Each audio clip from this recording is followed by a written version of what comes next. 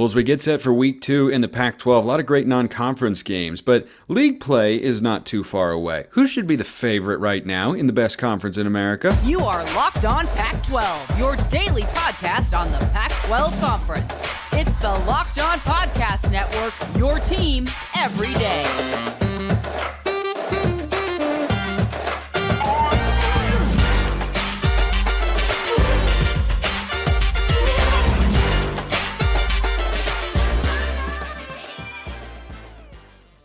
Welcome, everybody, to another episode of Locked On Pac-12. I'm your host, Spencer McLaughlin. Thank you so much for making this your first listen or your first view of the day. Part of the Locked On Podcast Network, your team every day, and your number one source to stay up to date with our media rights and mostly team-free but beloved for one more year Conference of Champions. So, if you haven't already, like, comment, subscribe, rate, review, please and thank you wherever you listen to or watch this show, which today is brought to you by Gametime. Download the Gametime app, create an account, use code LOCKEDONCollege for $20 off your first order. So, my man JT Wistrcill is here. He's the host of the Locked On Utes podcast on YouTube and wherever you get your podcasts for all you Utah fans out there. JT, it feels like somehow once again, per our usual arrangement, Utah is getting lost in the shuffle. So, should they be, as the two-time defending champs, the undisputed favorites in the league until somebody knocks them off from doing so? And before you answer, just think about this. If this were any other conference, that rule would hold. That is something Utah will never have in common with Alabama, Ohio State, Clemson, whoever.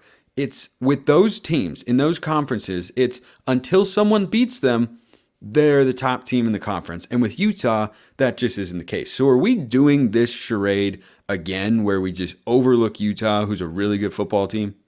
I think in a lot of ways we are. I thought that was a great point by you of what you mentioned about how the Utah is so disrespected in that regard. But you know what? I think right now, until we see Cam Rising and Brant Kuithe on the field, I don't know if you can call them the favorites, because as much as I want to and as much as I believe like they're close to coming back, I genuinely believe that.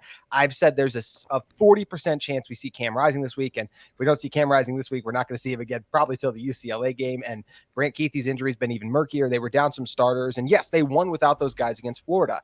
But that was a really messy Florida team too. And I think you got to give Utah credit for how bad they made the Gators look overall. I do think that'll be the worst Florida performance of the season when we look back on it. I think that team is a little better than they looked against Utah because Utah is that good. But at the same time, arguably Utah's two best players still haven't taken the field yet. And all the other Pac-12 teams, when you look at the top contenders, a USC, a Washington, as of right now, I think they have everyone out there. They looked really strong in week 1. And well, I guess USC's, some defensive issues and stuff aside, but it's still Caleb Williams. He makes a throw every single week that even as a Utah fan, I'm like, my gosh, if I was an NFL team, I would literally lose every single game to have a shot to draft that guy. And, and Michael Penix ain't that bad either. Bo Nix had a heck of a week 1 too. So I think until Utah is fully healthy, you can't call them the favorites right now. But the other thing that's tough for Utah is the schedule, right? If they were able to host USC this year, if they hosted a Washington this year, they have to go to those schools and to Oregon State. So that's where, if we project the schedule, it's hard to call them the favorites to me when you look at the schedule and the fact that we still don't know exactly when their two best players are coming back. I agree with the scheduling point. I still look at the way they played against Florida. And look, we'll see what happens against Baylor. Because if they come out, and it sounds like it'll be Bryson Barnes again, who earned a scholarship recently, I was very surprised to hear that he wasn't after all the work he's done for the last couple of years. So good for him. That's more than well-deserved and probably overdue. But I think for Utah, the fact that they came out against a Florida team that's, average in the SEC, but that they dominated them. I mean, it was from the jump, get a stop, chuck a 70-yard touchdown. And then Florida kind of made it, and then it was never close. They didn't get a touchdown until, garbage time in the fourth quarter.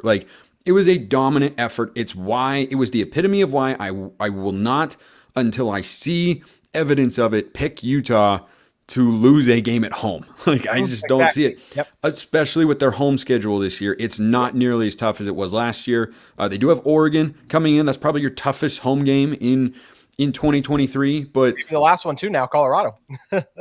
Yeah, I think Oregon's still a better team. Absolutely. I'm just saying. Yeah. No, that could be a game. It could be a game to watch out for. That is certainly more interesting than we thought coming into the season. No doubt about that. But here's where I'm standing, JT. coming into the year, I had USC as the preseason favorite. They were as such in the betting markets. I think understandably so, because if you apply all the normal rules to college football, we just choose teams one way or the other for different reasons to treat differently than the average college football program. But USC adds transfer portal talent to bolster their defense. Did it look better in week 2 against Nevada? Sure, but I need to see it against Power 5 schools. We'll see what they have against Stanford on Saturday. They are going to be, in theory, a better team in some respects than they were a year ago. That's what we expect from other coaches and other schools, right? Jonathan Smith went from 2 wins to 5 wins to 7 wins to 10 wins. Jake Dickert went from, a 5-4 record to a 7-6 record last year. And like Jed Fish, 1 win, 5 wins. Like that's the normal progression of things. So expecting a team to make a jump in year 2 is very reasonable. But with USC, of course, well, it's USC. So, USC is not going to get better or anything like that. However, JT, if Utah goes with their backup quarterback to Baylor, and I know Baylor lost to Texas State, that was an embarrassment. They're not going to have their starting quarterback. But if they go out and have 2 dominant wins against Power 5 teams from different conferences, one at home and one on the road, and they do it with their backup quarterback, that just makes me think, well, how much do they have in the tank once Cam Rising and Brant Keithy are there? Like if Utah wins this game against Baylor and you look up at the final scores 27-10 and it was never close, kind of like the Florida game, I don't know how I don't catapult the Utes into Pac-12 favorite status until I see evidence to the contrary. Yeah, I think you make a great point. And honestly, I think it's going to be a 28-10 type game against Baylor. Just having watched that Bears team in that game against Texas State back, I think this Baylor team is not good. I mean, we from just that single game, and we'll talk about this in the second segment too, but like we literally went to Dave Aranda is now on the hot seat because of how bad they looked at the first game of the season. But I think Utah has a very strong case to be considered the conference favorites. And as I mentioned, if Cam and Brant were out there, I would definitely say they are. The only reason I continue to be trepidatious about that is just because we still haven't seen those guys yet. And I just know when you're playing teams that are to the same caliber, you need to be at your best. This is a Utah offense, as high as I am on them, that only scored 7 points in the second half. And that only touchdown came off a turnover that placed them in the red zone too. So offensively, we still need to see what they look like with Cam and Brant out there, this version of this team this year. Now it's going to be good when those guys are out there, but the question is it going to be better than Caleb Williams in year 2, Michael Penix in year 2, Bo Nix in year 2 at their respective schools too, with those teams having made defensive improvements. And this Utah defense is absolutely loaded too. I've said before, I think Utah is going to three-peat as Pac-12 champions. I think because of the tiebreakers and everything, they're going to be able to get their way back into that game. And I think they're going to show up and make some plays. But I do think they're probably going to have multiple losses just because of how tough the Pac-12 is this season. But back-to-back Pac-12 champs, you have so much of the core coming back. I think there's a really strong case for Utah to be the favorites. Yeah, coming into the year, I had Utah at 10-2. I thought they'd beat Florida. They did. I think they will beat Baylor. I definitely feel that way. It's one thing for like Texas Tech to lose to Wyoming, a Mountain West team that might be on the up and up. I'm not really sure. But, that's a higher caliber conference than Texas State plays in, which I think is Conference USA or the American. Sunbelt. Okay, Sunbelt. So, losing that game at home versus Texas Tech losing to Wyoming on the road, like, I feel better about Texas Tech than I do about Baylor. I mean, Dave Aranda's last 2 games, he's lost to the Mountain West and the Sun Belt at Baylor. And look, I thought he was a good coach when they won the Big 12 in 2021. And boy, it is just not panned out over the last couple of seasons. And we'll get to everything in that game for sure. But I think Utah, coming into the year, I'm sticking with my schedule predictions right now, which is I am as well. I think they have an upset loss on the road at Arizona later in the year, and I think they lose to USC, and I think they find a way to get it done against everybody else. So, I could see them losing to Oregon. I could see them losing to Washington. I could see them winning those games because they look like a really, really good football team, and defensively, I think they've been really, really stout. But that Baylor game is the opportunity to really make a statement. Kind of like how you have the opportunity to bolster your hiring process with LinkedIn Jobs. Because these days, every new potential hire can feel like a high-stakes wager for your small business. And you want to be 100% certain that you have access to the best qualified candidates available. Some Power 5 football programs might need to check out LinkedIn Jobs here within the next month. It usually happens. We'll have to wait and see. but you have to check out LinkedIn Jobs, which helps find the right people for your team faster and for free. Simple tools like screening questions make it easy to focus on candidates with just the right skills and experience, so you can quickly prioritize who you'd like to interview and hire. It's like Goldilocks and porridge. Not too hot, not too cold, just right. Small businesses rate LinkedIn Jobs number one in delivering quality hires versus leading competitors. LinkedIn Jobs helps you find the qualified candidates you want to talk to faster. Post your job for free at linkedin.com/lockedoncollege. That's linkedin.com/lockedoncollege to post your job for free. Terms and conditions to apply.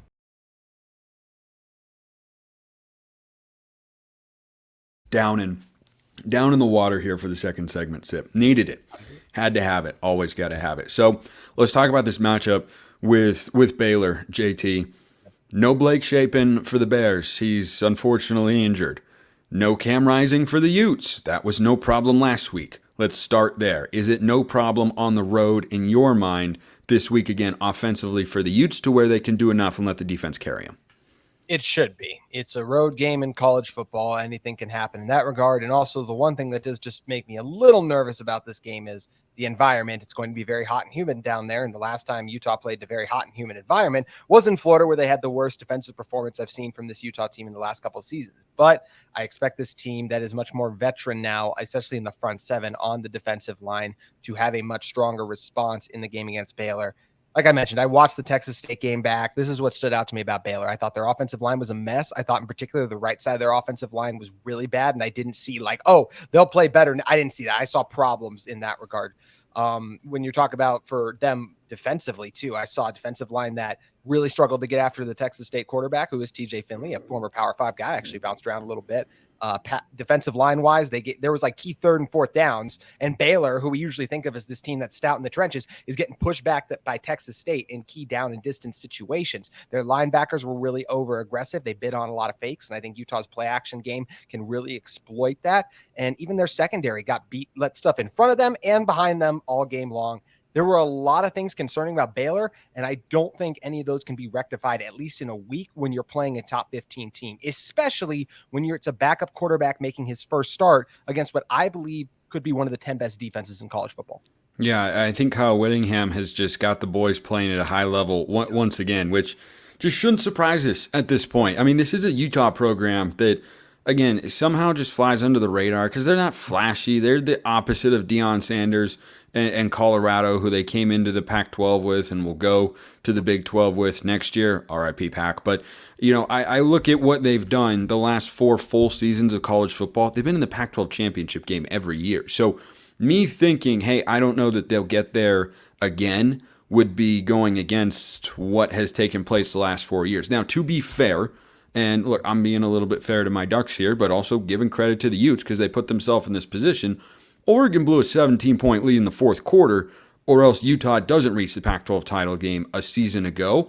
But then again, there's one play here and there that could have gone differently when Utah played Oregon at Autzen Stadium to where Oregon could have lost that game and Utah would have been in no matter what. So I think, and I expect the margins to be thin again in the Pac-12 across the board in 2023 as this season rolls along. But what do you think, getting it back to this Baylor matchup here, because I think this is the biggest statement game in the Pac-12 after Colorado and Nebraska, which I'll talk about more on tomorrow's show. Like, that is a, hey, we're here and that wasn't a fluke, sort of statement. But for Utah, if they win this game against Baylor, it is full on, we are the contenders that you thought we were, and then some. We are the favorites in the Pac-12 if we win this game because we've won it twice in a row. We've been 4 straight seasons, and nobody's knocked us off yet. And you have to come and dethrone us, metaphorically speaking, because you can't, take the championships away and such. But you have to knock us off of our high perch. And it could come down to a factor like, does Cam Rising play in every Pac-12 game this season? TBD, because I'm with you. If he doesn't play this week, no way he plays against Weber State. I think you roll him out UCLA in the first Pac-12 game of the year at home in week 4. And they obviously would need him against Weber State. So what do you need? What do the Utes need from the offense down in Waco to knock off the Baylor Bears? How many points? What does it need to look like?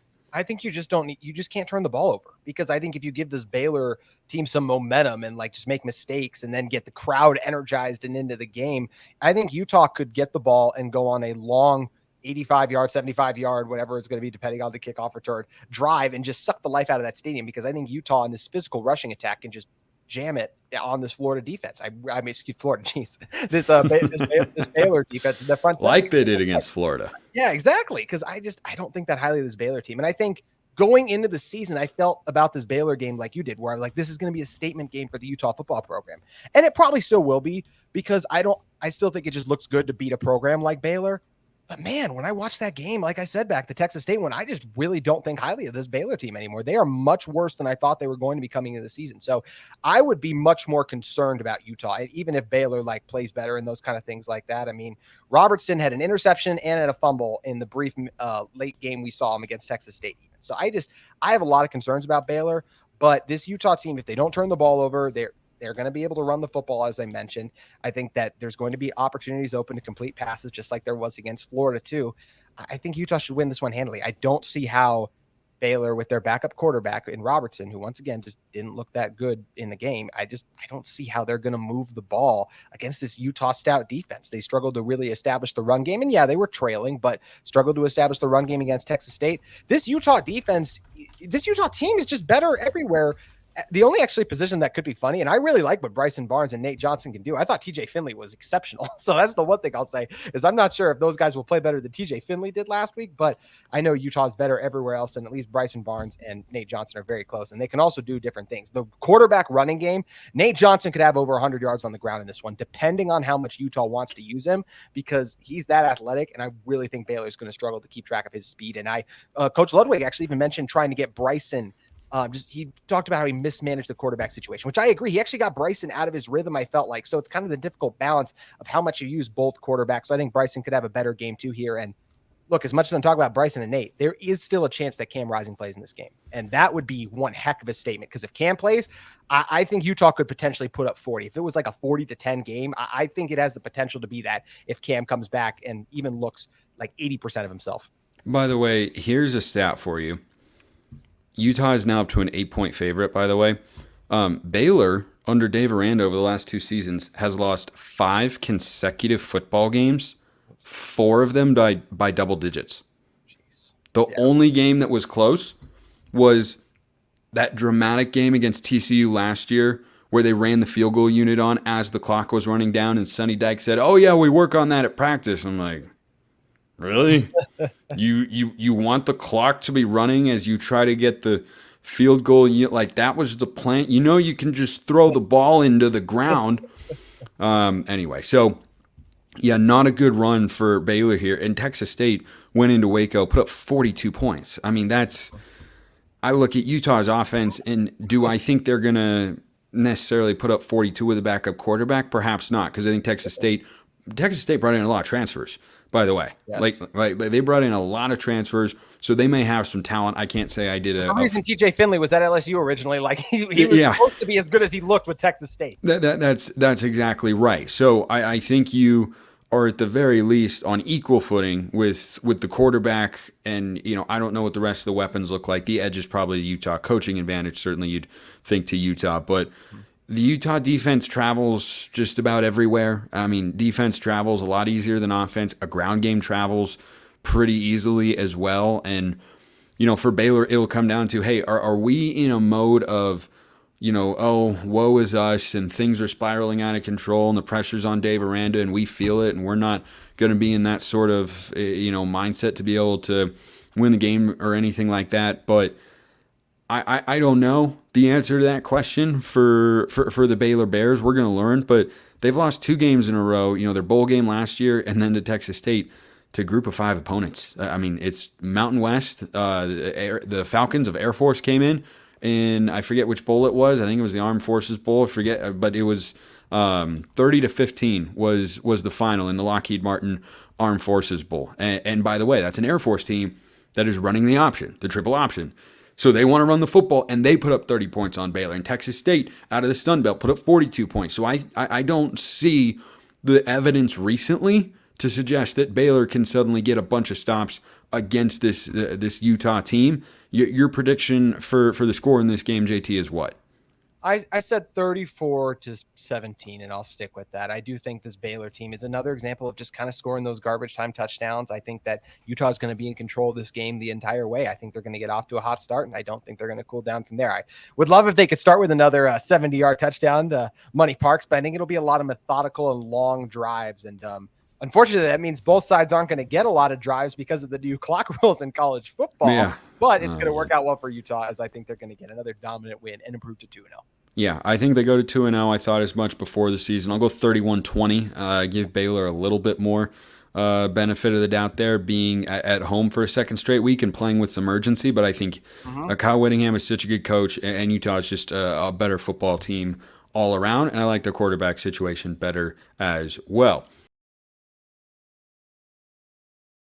If you're looking for tickets, I like your situation if you check out Gametime, because buying tickets to your favorite events, look, it just shouldn't be stressful. If you want to go to this Baylor and Utah game, you're down in the Texas area, Gametime's the way to go, because it's the fast and easy way to buy tickets for all the sports, music, comedy, and theater near you. Forget planning months in advance. Gametime has deals on tickets right up to the day of the event. Get exclusive flash deals on tickets for football, basketball, baseball, concerts, comedy, theater, and more. Snag the tickets without the stress with Gametime. Download the Gametime app, create an account, use code LOCKEDONCollege for $20 off your first purchase. Terms apply. Again, create an account and redeem code LOCKEDONCollege for $20 off. Download Gametime today. Last minute tickets, lowest price, guaranteed.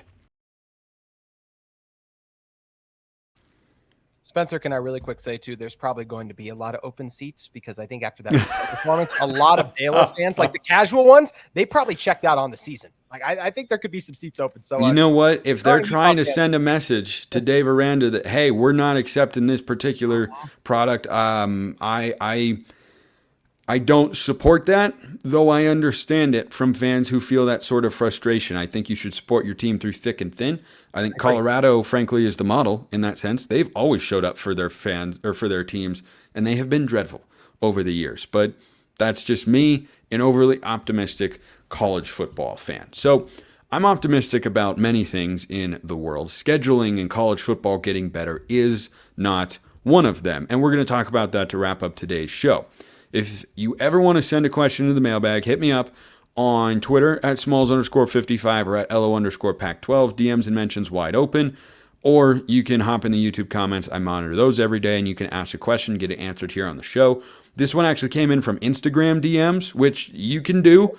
I can't say that I will see that as quickly as the other methods, but it has been known to happen. So this question came from Matt, and I want your thoughts on this, JT. He says, Spencer, I have a question. We'll have an answer, Matt.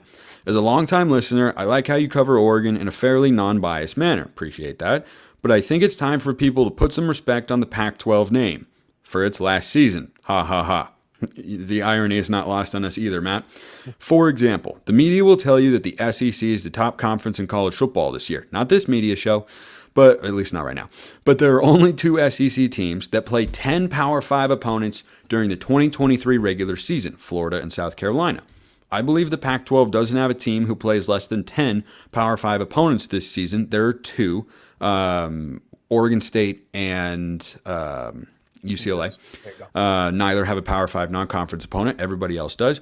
If LSU remains highly ranked after a 3-touchdown loss to a good FSU team, and if they go on to win out except for a loss at Bama, I believe they may receive an invite to play in a New Year's Six Bowl over a hypothetical 2-loss Oregon State that played 11 Power 5 schools and beat at least one of Utah, Oregon, or Washington. Make it make sense. So on that last part, if LSU were to go 12-1 and win the SEC from here on out with an opening loss to a good Florida State team, that deserves to be in a playoff.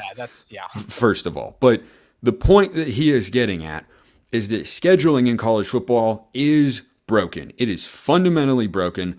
I've been on this for several years. In every show that I've ever hosted, every medium I've ever been able to express this opinion, it is fundamentally broken. It is the worst part of the sport that I love so dearly, because what you have is a situation, Matt, in which schools control their own schedules. And yeah, there are incentives in some cases to schedule tough opponents, but there can also be backwards incentives if you play in the right conference to not schedule hard non-conference games. For example, Ohio State, now this was before the Big Ten move was announced, of course, had a home and home with Washington in 2024 and 2025. They canceled it. Michigan had a home and home scheduled with UCLA in 2022 and 2023. They canceled it. That's why the Bruins non-conference schedule is a cupcake compared to everybody else, because they're supposed to have Michigan. They'll play them in the Big Ten. I get that. But in the world in which UCLA is in the Pac-12, we were robbed of those two high-level games, and they got to put up undefeated records in the non-conference slate as a result. And Michigan going to the playoff with their non-conference schedule being what it was is a joke. It's an absolute positive joke. And college football needs a central governing body. Heck, give it to me. I'll do it for every team in the country at the Power 5 level if you want me to, if that's what it takes. Needs a central governing body that creates intriguing matchups across the power conferences, and every single team in the Power 5 should have 3 non-conference games that look something like this, protecting for traditional rivalries. You should have 1 FCS opponent, because bye games matter for lower level colleges. They fund those athletic departments in a big, big way. You should have 1 group of 5 game, because that's, I think, an opportunity for G5 teams to elevate their status, get themselves into the playoff conversation perhaps, and then you should have 1 Power 5 opponent that finished in a comparable position to you in a different league from the prior season. That is the rough framework that I would advocate for, that is going to create the most fair experience for everybody in college football, the best experience for the fans, and the most reasonable one across the entire sport. That doesn't happen because we have too much of a disconjointed world, and I'll let you get in here in a sec, JT. No, you're cooking. Keep going. This is existing in a world in which conferences have too much individual power. The university presidents are running those conferences at some level, and so they are delegating authority to themselves to set up their own schedules. And then we're making these non-conference schedules many, many years in advance, which is completely illogical, ridiculous, and unnecessary. You do not need 3 years to set up the logistics for a college football matchup. I am the broadcaster for Southern Utah University. I know what these logistics take. You need some advance notice. You need a few months. You don't need a few years. You need a few months, but you don't need a few years. There's no reason these schedules can't be set in the springtime for the incoming fall. But right now, because the sport does not allow for a central body to orchestrate the scheduling the way that they do in the NFL. I don't want college football to become the NFL, but I wish they would adopt the NFL scheduling model, because you could create better matchups. You could have great matchups weekend after weekend and ensure that. And you would ensure that everyone is playing somewhat of a fair and balanced schedule compared to everybody else in the non-conference slate. And then everybody should play 9 conference games, enough of this playing the Citadel crap in week 10 that the SEC and the ACC pull. It's ridiculous. I'm off my soapbox now. Well, you and I actually usually do agree on stuff, so I should say that first. But like, I really agree with you on this one. I thought everything you just said there was dead on. I mean, let's take the Georgia Bulldogs, shall we? Everyone wants to watch the national champion play. Of course, they're the best team in college football. They're trying to three-peat, something that's never been done, I think, since Minnesota and like forever ago, basically. Correct. I've heard. But Georgia, so we want to watch Georgia, right? They won the national championship. Well, who are they going to play the first couple weeks of the season? UT Martin. Oh, with week 2, maybe they'll play some Ball State. Wait. Then you get South Carolina. Okay, Spencer Rattler against the Georgia defense. That's a conference game, though. Yeah, it's a conference game. And then UAB in week 4? Wait, what? You don't play anyone in your non-conference schedule that's worth anything? Like, are you serious? And you're the national champion? Like, and this is the other thing that drives me nuts, because then we hear all these SEC schools talk about how they're bigger and better and all this stuff. I just watched Utah go in and push around a Florida team. I just watched North Carolina dominate South Carolina's offensive line up front. And even in the LSU Florida State game, Jaden Daniels was getting rushed constantly. Like, so there's all this talk like, oh, we're the biggest, we're the best. But then you go out and play some of these games and you see you're not. If Quinn Ewers doesn't get hurt, Texas probably beats Alabama last year as another example. So I don't like how these SEC schools and some of these other conferences, Big Ten and that included, you hit the nail on the head with Michigan. Michigan has been doing this for a couple of years now. And it's crap. Really infuriating. Utter crap. How bad their schedule in particular was. I'll give Ohio State plays Notre Dame at least this year. I remember they played Oregon years ago. The Oregon game actually bit them a little bit, because Oregon went into the big, not the big house, but the horseshoe, and actually beat them in that game. Too. So yeah, it's just so disappointing as a fan of college football when I turn on the TV. Like the TCU Colorado game was awesome, But then after that, I was like, who does Ohio State play? Oh, no one. Who does Georgia play? Who does Alabama play? No one. Like, it can't even play anyone better. And I thought you were right in all your points you made too when you talk about the FCS team, because another thing that's great about that is not just the money those schools get, but the walk-ons, or not just the walk-ons, but the red shirts, the combination of those guys. I agree. They get the chance to play, and they're not going to get the chance to play in most of those other conference games throughout the season. So it's just bad for the sport. I mean, how, to your point about the NFL scheduling model, when you win your division, you play the other top, like if you win the NFC North, you play the other top teams in the NFC. I would love if you played like the other Power 5 conference champ winners. Utah would not beat Georgia, but I would love to watch Utah try to beat Georgia. I think that'd be a lot of fun. I would love to watch Michigan and Georgia play in the regular season. That's something that would be awesome if college football scheduling worked that way in the non-conference. We still always need that FCS element, the group of 5 element too. I thought was a great point by you, but it is just a bummer that there's so many of these teams, especially late in the season, where it's like, oh, who's Alabama going to be tested by this week? Wait, the Citadel? Are you kidding me? I like that stuff. They're playing Austin Peay or Utah State. It's like, guys, no. Everyone else is going through a grueling conference schedule, and you're playing a cupcake where your starters are going to be out by the third quarter. That's not okay. Now, I am not a complete and total homer here for the Pac-12 and non-SEC football. I freely admit the SEC has been the best conference in America. They have had the best teams at the top, but like going into this season, they don't have the depth of the Pac-12, not even remotely close. Don't give me this Florida or we just Vanderbilt. Saw it with all those schools I listed that just exactly. lost. Yep, you're exactly right. Like they don't have that sort of depth, but the SEC's been the best conference. They win the most national championships. I fully understand that, but they have been top heavy, and those schools, look, if they were to set up the schedules the way I'd like them to, maybe they would still get through it. There is a world in which that happens. I am not doubting that because they're so darn good. But I'm not okay with them not having to go through that test when other people do. That's what I think is not okay, and I don't think it's good for the sport. I don't think it is an equitable situation for all parties involved, and that's what I would like to see. Scheduling is the biggest problem in college football, and Matt, you're 100% right that some conferences will get more leeway than the others, but we're finally in a world, thankfully, in 2023, as the Pac-12 dissolves, where the Pac-12 is getting the respect it deserves because they've earned it. They've gotten to the point where it's like, okay, Oregon State is a good team. Hey, UCLA and Washington State aren't bad. We know Utah is great. USC is really good. Oregon and Washington are really good. So I lament that it's going to die after this year when we're finally at that sort of level where we have the competitive depth to go toe-to-toe with every conference in the country. Maybe not the high-end team, but 1 through 8, give me a conference better than the Pac-12 when you put Colorado into the fold. I don't think you can find it right now. So that's about as condensed a version as we could give. But great question, Matt. JT Wistrcill, host of Locked On Utes. He thinks Baylor wins. He thinks Utah wins over Baylor. Oh, that was almost a misstep. It's late as we're recording the show. Forgive me, JT. But I think Utah wins. I'm going to do the rest of the games and the predictions tomorrow on the show. JT, my man, great as always. It was a lot of fun. And Spencer, before we get out of here, I do just want to toot our own horn for something we said back in the summer. Did you see Clemson lost and it wasn't DJU's fault, by the way? Because that's all I heard about. Wow, it's almost all their problems. That's all I know. It's almost like if you give a guy a good support system, he's going to look a lot better. What a concept. Appreciate everyone listening. I will see you next time. And until then, hope you have a wonderful rest of your day.